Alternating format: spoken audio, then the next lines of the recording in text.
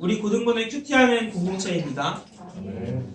한 달 정도 수련회 공과를 가지고 계속해서 성경에 이곳저곳 성경에 관해서 보다가 오래간만에 큐티로 돌아왔습니다. 3월이 되었는데 큐티책 받으셨나요? 네, 받으신 분들이 있죠? 이제부터는 신청을 해서 가져간다고 했어요. 1, 2월 달에는 마태복음을 했고, 근데 지금 3월 되니까 뭘 하고 있어요? 네, 느헤미야를 하고 있어요. 아마 내일이나 모레쯤 되면 다시 마태복음으로 돌아가서 4월 말까지 계속해서 마태복음의 끝까지 보게 될 겁니다. 이번 한 주간만 느헤미야를 보게 될 텐데, 느헤미야가 어떤 책인지에 대해서를 나눠보기 위해서는 일단 한번 물어보고 싶은 게 있어요. 우리 고등부 친구들이 느헤미야가 누군지 알고 있는가 좀 궁금합니다. 한번 세 가지를 물어보는데 세 가지 중에 하나의 손을 들어주시면 좋겠습니다. 처음은 느헤미야에 대해서 누군지 잘 알고 있다. 큐티를 열심히 했다면 좀 잘 알고 있겠죠. 두 번째는 느헤미야의 이름은 들어본 것 같다. 어디 있는지는 알 것 같다. 세 번째는 들어본 적이 정말 하나도 없다. 어느 거에 손을 들어도 상관없습니다. 첫 번째, 느헤미야가 누군지 어떤 사람인지 알고 있다. 네, 조금 더 차이하지 않게 조금 더 크게 들어볼까요? 네, 오케이, 알겠습니다. 네, 두 번째, 느헤미야라는 이름을 들어는 본 것 같다. 네, 오케이. 오늘 말씀을 읽으면서 처음 읽어봤다. 처음 들었다. 오케이, 네, 알겠습니다. 저도 고등학교 시절에는 느헤미야를 성경에서 찾을 수 있을 정도로만 느헤미야를 알았습니다. 느헤미야는 사실 익숙하지 않은 이름인데 성경을 보다 보면 우리는 익숙한 이름들이 따로 있습니다. 창세기에 등장하는 아브라함이나 이삭, 야곱, 그리고 요셉은 거의 다 알죠. 이집트의 총리가 되는. 그리고 이후에 모세, 애굽에서 이스라엘 사람들이 이끌어 나온 모세, 아니면 여호수아, 사무엘, 여기까지는 진짜 모른다 하더라도 이스라엘의 왕이 나오면서 사울 왕, 다윗과 골리앗 다 알죠. 솔로몬도 알 겁니다. 굉장히 솔로몬의 지혜라고 유명한 솔로몬도 유명합니다. 하지만 느헤미야가 과연 누굴까요? 이스라엘에 흥왕하던 시절인 솔로몬까지의 역사는 생각보다 많이 주일학교에서 많이 배우고 성경을 많이 읽어봤을 겁니다. 솔로몬까지는 많이 익숙한데 그 뒤로의 사람들은 사실은 성경을 잘 읽지 않는다면 잘 모를 거예요. 오늘 본문에는 이스라엘의 역사가 나오는데 이스라엘 역사를 주관하시는 하나님의 사랑과 놀라운 은혜가 담겨 있습니다. 오늘의 본문의 텍스트만 보자면 애굽을 탈출하는 출애굽부터 이제 가나안 땅으로 들어가는 내용까지입니다. 이스라엘 사람들이 이집트를 탈출해서 이스라엘이 있는 땅, 가나안 땅으로 가는 여정까지 40년입니다. 한번 주보를 한번 펼쳐볼까요? 네, 주보를 펼쳐보면은 오늘은 이제 구약시대 연대표를 한번 좀 했는데 이거를 조금 보면서 참고하면서 봐주시면 좋을 것 같아요. 그러면 출애굽은 여기에 몇 년도라고 되어 있어요? 네, 주전 1446년에 출애굽이 있습니다. 그리고 사사시대라는 게 이제 가나안 땅에 들어가고 난 이후에 일인데 약 1400년부터 1050년까지 사사시대가 있게 되는데 이제 오늘 본문은 40년가량 출애굽부터 가나안 땅에 들어가는 과정, 가나안 땅을 정복해가는 과정의 내용입니다. 여기 보면은 1번에 출애굽기, 레위기, 민수기, 신명기, 여호수아까지가 오늘 느헤미야 본문에 있는 거죠. 근데 느헤미야는 사실 보니까 1번, 2번, 3번, 4번, 5번 맨 밑에 느헤미야는 맨 밑에 있어요. 느헤미야까지 시간이 출애굽을 기준으로 하면은 몇 년 정도 시간의 차이가 있죠? 네, 1000년 정도가 시간의 차이가 있습니다. 1000년 전의 역사를 가지고 이제 사람들에게 전하고 있는 내용이에요.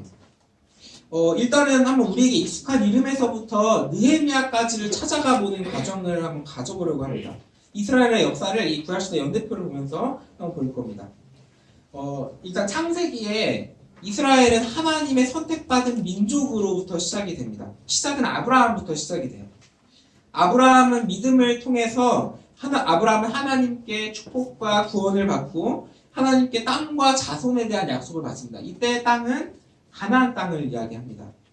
아브라함 때 가나안 땅을 이제 보기는 보지만 그곳에서 바로 나라와 민족을 이루는 것은 아니고 이삭과 야곱을 거쳐서 그리고 이제 아브라함의 증손자인 요셉의 때에 이제 아브라함의 가족들, 야곱의 가족들은 이집트로 가게 됩니다. 이때 당시에 아브라함의 일가, 이제 야곱의 일가는 70명을 되었어요.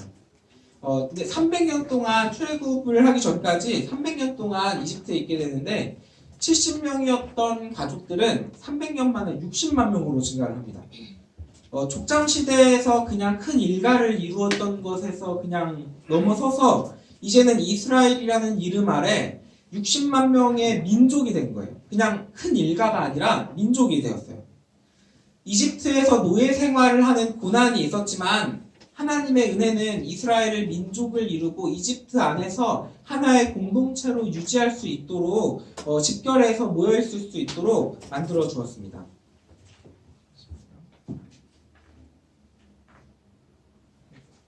죄송합니다.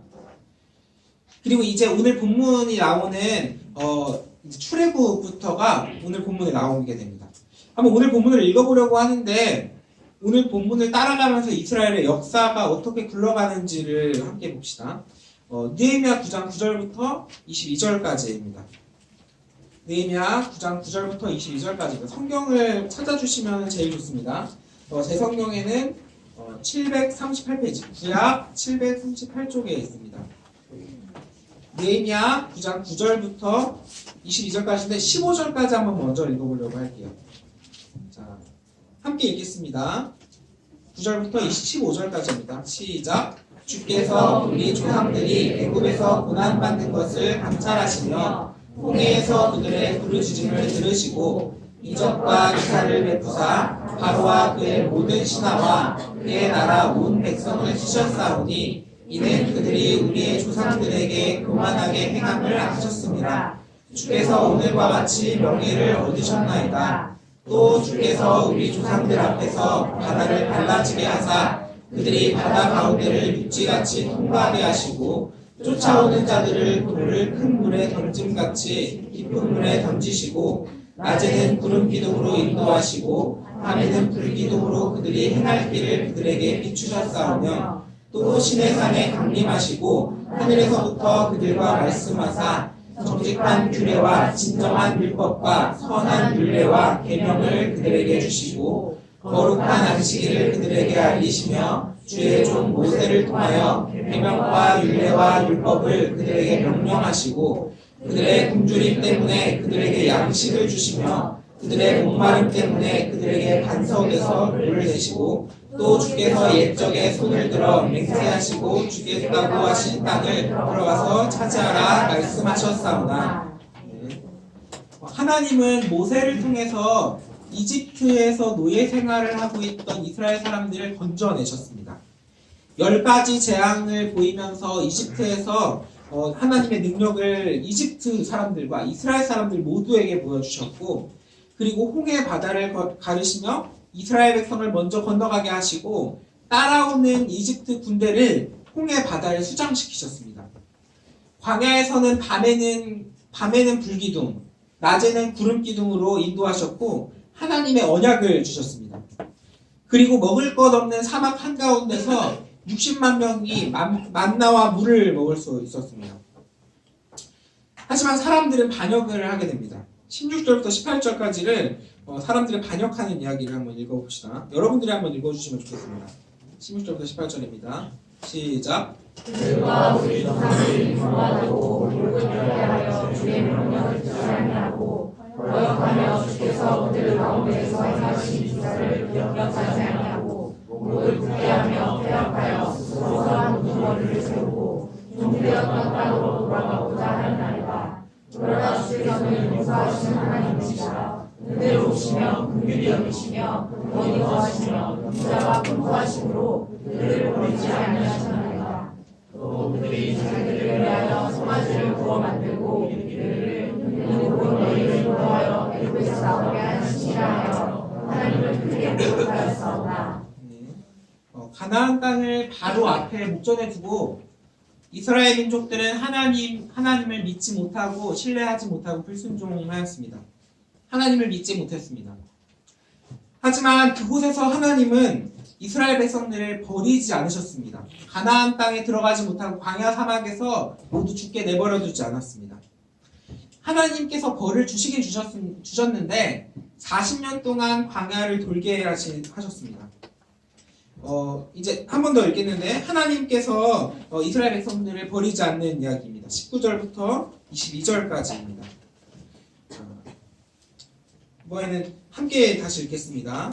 시작. 주께서는 주의 크신 긍휼로 그들을 광야에 버리지 아니하시고 낮에는 구름 기둥이 그들에게서 떠나지 아니하고 길을 인도하며 밤에는 불 기둥이 그들이 갈 길을 비추게 하셨사오며 또 주의 선한 영을 주사 그들을 가르치시며 주의 만나가 그들의 입에서 끊어지지 않게 하시고 그들의 목마름을 인하여 그들에게 물을 주어 40년 동안 들에서 기르시되 부족함이 없게 하심으로 그 옷이 헤어지지 아니하였고 발이 부르트지 아니하였사오며 또 나라들과 족속들을 그들에게 각각 나누어 주시매 그들이 시온의 땅 곧 헤스본 왕의 땅과 바산 왕 옥의 땅을 차지하였나이다.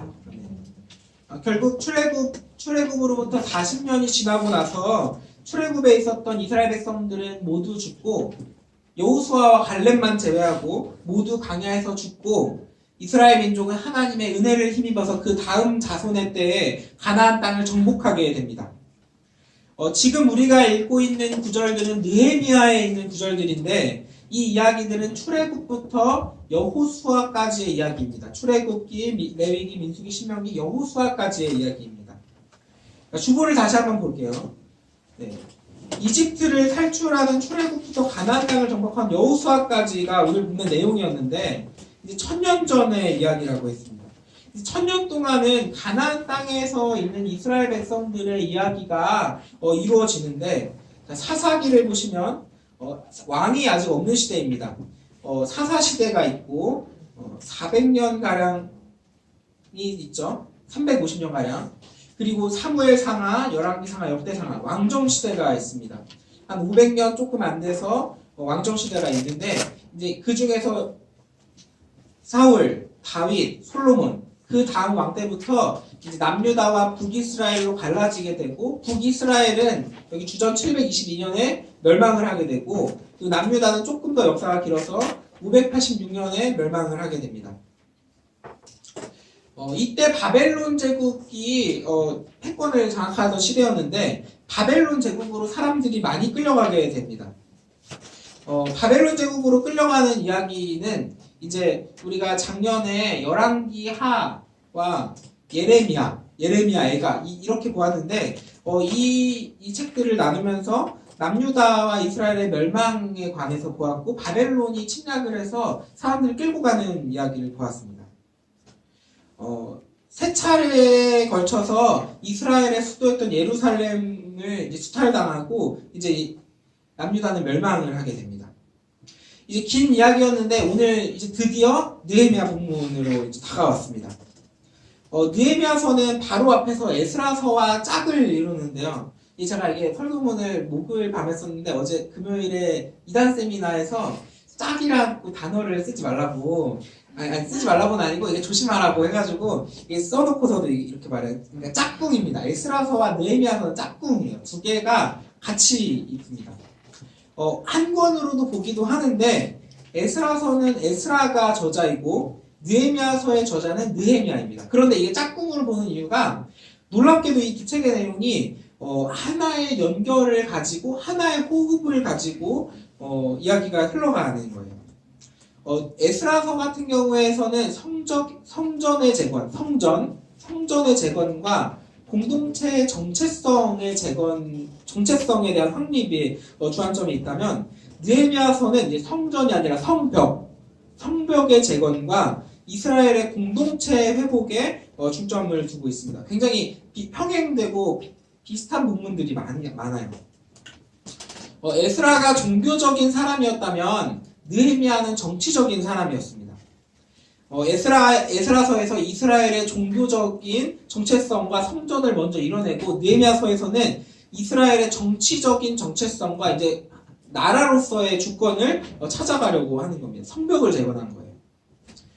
그리고 사람들은 완성된 성벽 공사를 두고서 이를 축하하기 위해서 온 이스라엘 백성들이 이제 모입니다. 예루살렘 앞으로 모이게 됩니다. 사람들은 다시 세워진 성전과 성벽을 두고서 이스라엘의 영광을 두고서 하나님의 말씀을 듣기를 원했어요. 이게 느헤미야 8장의 이야기입니다. 8장에서 율법이 다시 선포되고 학사 에스라가 율법을 다시 선포합니다. 우리가 모세 오경이라고 부르는 창세기부터 신명기까지 에스라는 모세의 율법책을 두고 읽었고 사람들은 회개하였습니다. 그리고 오늘 본문에서 사람들은 회개의 기도를 하기 시작해요. 하나님께 자신들의 역사를 되돌이키면서 하나님께서 우리를 이렇게 이끌고 있구나. 하나님의 선하심과 사람의 악함을 고백하고 있습니다. 그리고 이 시작은 출애굽으로부터 시작을 합니다.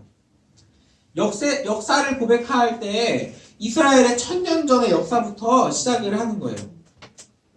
사실 오늘 본문은 출애굽기부터 여호수아의 이야기를 모두 담고 있는 내용입니다. 출애굽기는 40장, 레위기는 27장, 민수기의 36장, 신명기 34장, 여호수아 24장, 총 161장의 이야기가 느헤미야 오늘 9장 9절부터 22절까지 이야기입니다.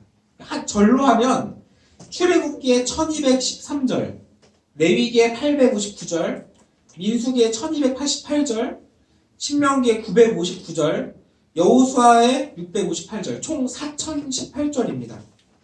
이렇게 길고 긴 성경을 단 14구절로 축약을 해놓은 겁니다. 우리가 읽고 있는 창세기부터 요한계시록까지의 이 말씀들에 모든 성경에 버릴 단어, 버릴 문장이 하나도 없는데 이 4000개가 넘는 구절을 축약해 놓은 이 14구절에서 중요하지 않은 단어가 있을까요? 중요하지 않은 단어가 있을까요? 가장 중요하고 우리가 기억해야 할 만한 이야기들만 딱 요약을 해서 둔 겁니다. 그리고 그 중에서도 만약에 반복되는 단어들이 있다, 반복되는 이야기가 있다라면 더 중요한 겁니다. 예를 들면 이런 겁니다. 느헤미야 9장 13절 14절입니다. 또 시대산에 강림하시고 하늘에서부터 그들과 말씀하사 정직한 규례와 진정한 율법과 선한 율례와 계명을 그들에게 주시고 14절 거룩한 안식일을 그들에게 알리시며 주의 종 모세를 통하여 계명과 율례와 율법을 그들에게 명령하시고 뭐가 반복되고 있는지 좀 보이세요? 규례와 율법, 율례, 계명 여러 번에 걸쳐서 반복이 됩니다. 이 단어들은 히브리어의 원어로 봐도 다른 단어로 되어 있는데 이 다른 단어들이 사실은 같은 하나의 의미를 담고 있습니다. 하나님의 말씀, 율법 이것을 의미하고 있는 같은 의미를 갖고 있는 단어입니다. 압축된 이 구절들에서 왜 이 율법이라는 단어가 계속해서 반복되고 있는가 이것에 대해서도 한번 우리는 고민을 해볼 필요 있습니다. 지금 이 상황은 이스라엘의 온 백성이 예루살렘 성문 앞에 모여가지고 하나님의 말씀을 듣고 있는 시간이고 회개의 기도를 하고 있는 시간입니다. 이 역사를 다시 한번 되돌이키고 있는 시간이에요.